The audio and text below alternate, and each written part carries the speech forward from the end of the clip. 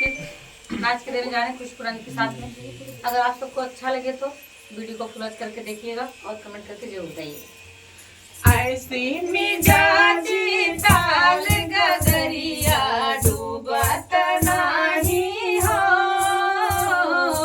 ऐसी मिजाजी ताल गगरिया डूबत नाही हो। सासू जी के डूबई ससुर, सास जी के डूबई ननद जी के डूबई, सास जी के डूबई ननद जी के डूबई, हमरो बुढ़ई उतिराई गगरिया डूबत नाही हो, हमरो बुढ़ई उतिराई गगरिया डूबत नाही हो।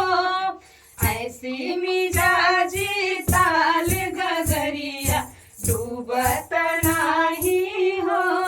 सास धरई कमरे ननद जी सर पे, सास धरई कमरे ननद जी सर पे, हम हुली है लटकाई गगरिया डूबत नाही हो, हम हुली है लटकाई गगरिया डूबत नाही हो। ऐसी मिजाजी ताल गगरिया डूबत नाही हो।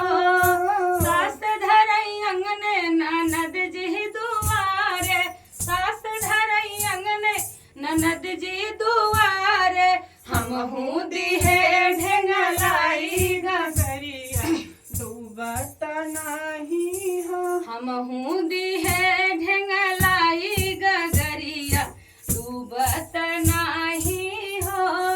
सास गई मारी ननद गगरिया आई, सासु गई मारी ननद गगरिया आई, हमहू खड़ी मुस्काई गगरिया डूबत नाही हो, हमहू खड़ी मुस्काई गगरिया डूबत नाही